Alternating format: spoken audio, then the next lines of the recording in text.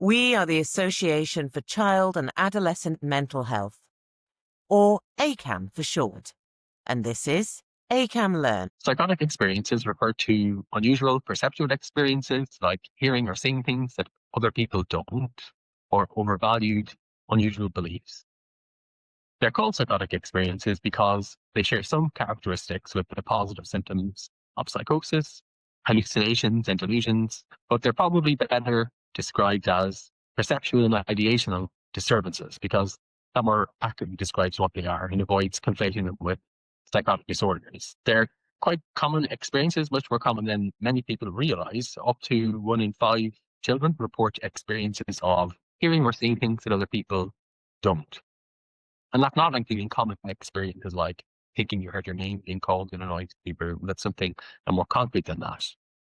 But they become less common as young people grow older. So in adulthood, the number goes from having been about 1 in 5 in children to about 1 in 20 adults who report these experiences. For some young people, none. There appears to be no clinical relevance.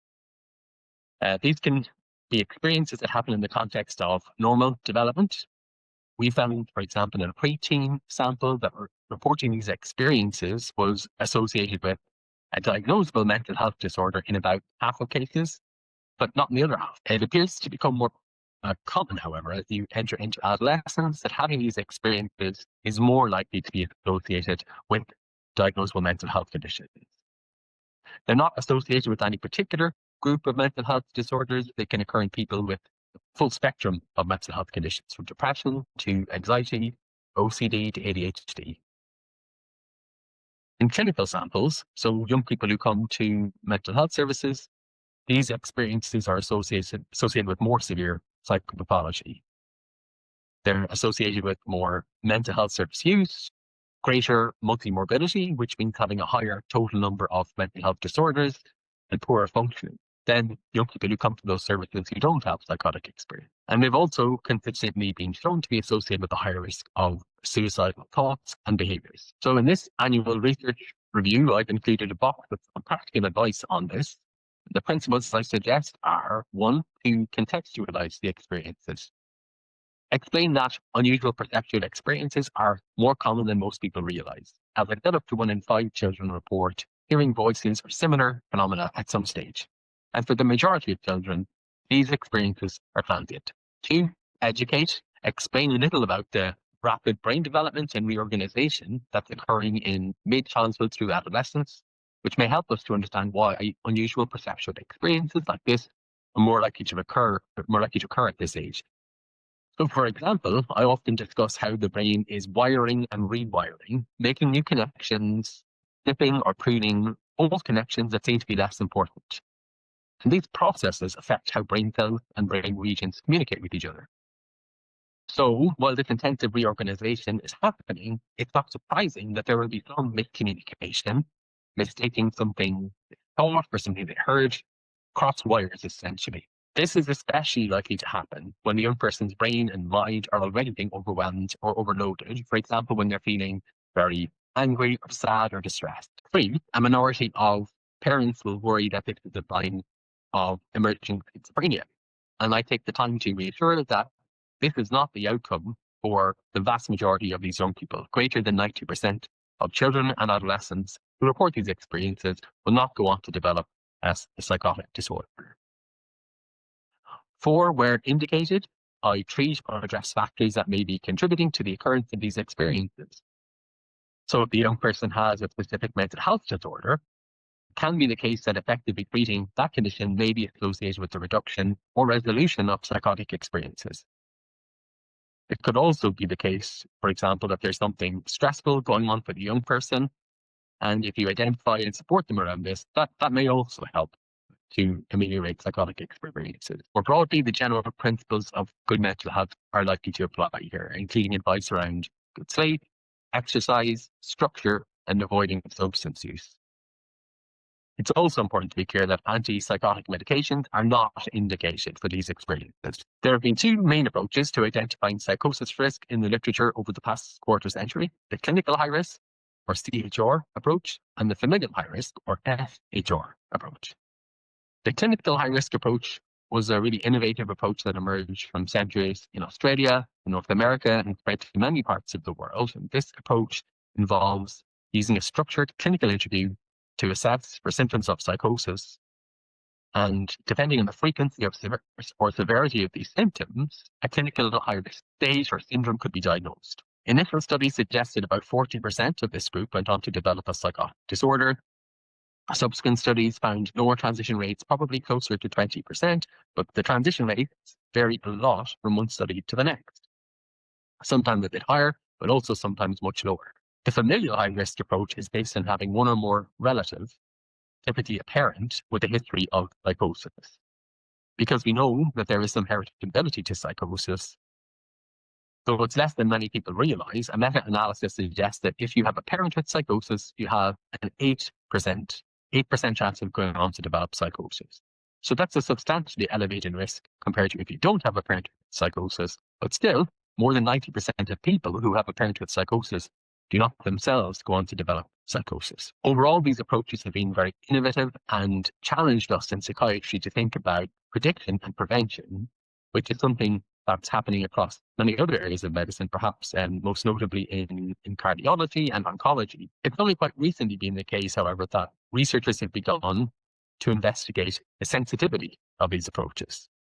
That means, of all cases of psychotic disorders diagnosed in the population, what proportion are captured by or identified with clinical high-risk services or using the familial high-risk approach. And that's important because it tells us the upper limit of psychosis cases that we could hope to prevent using these approaches if we had a perfect preventive intervention. In both the clinical high-risk and familial high-risk approaches, however, the sensitivity is very low. Our recent meta-analysis suggests that in both cases, only between 6 and 7% of all psychosis cases in the population are captured with these approaches. Now that we are aware of the limited sensitivity of clinical high risk and familial high risk approaches, researchers are looking at additional ways that we might be able to identify or capture risk for psychosis earlier in life. One approach has been to look away from symptoms per se and instead look at systems that capture risk. One such system is the emergency department. So we have done research to show that young people who present to the emergency department with self-harm have a high risk of going on to develop psychosis. And so it's quite obvious in that group that there are mental health struggles, often depression or emerging personality problems, less to a focus on recognizing that that also may be an early sign of risk for psychosis.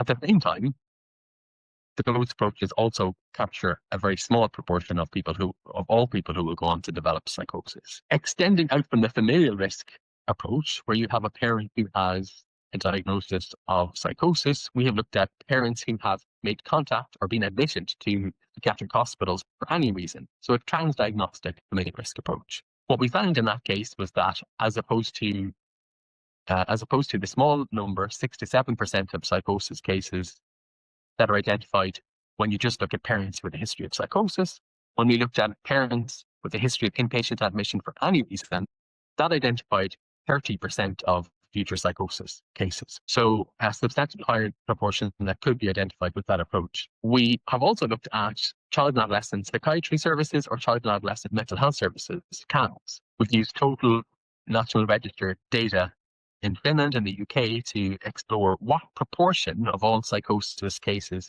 diagnosed in the population emerged in people who had been to child and adolescent mental health services. Again, as opposed to the small proportion of cases that emerge from clinical high risk services or familial risk approaches, 6 to 7%, we found that up to 50% of psychosis cases that are diagnosed in the population by age 30 are in people who had been in child and adolescent mental health services.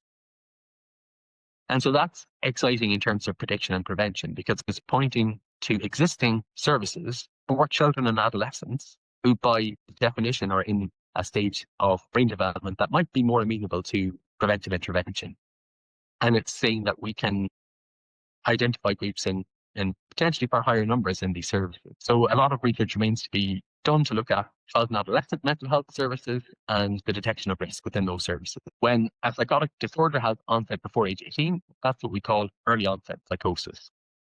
And that applies to about 12% of psychosis cases. They have onset before age 18. In terms of treatment options, as a psychiatrist, I think biopsychosocial.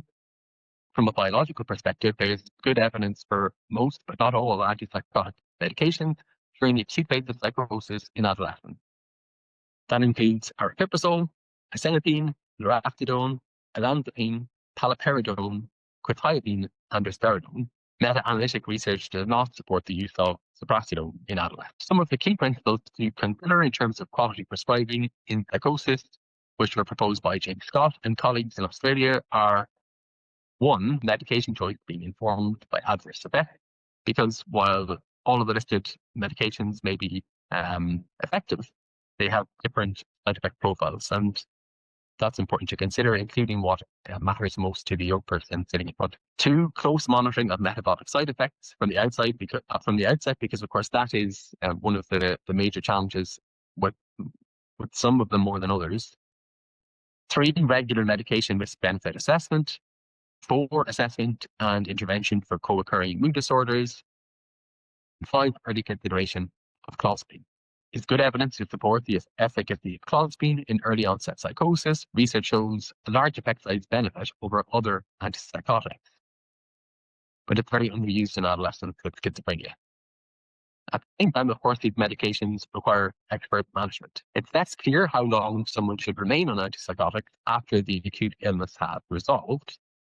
Studies have followed young people for 1 or 2 years or more and have shown continued improvement in psychotic symptoms. But some of this evidence was based on open-label studies without a placebo comparison.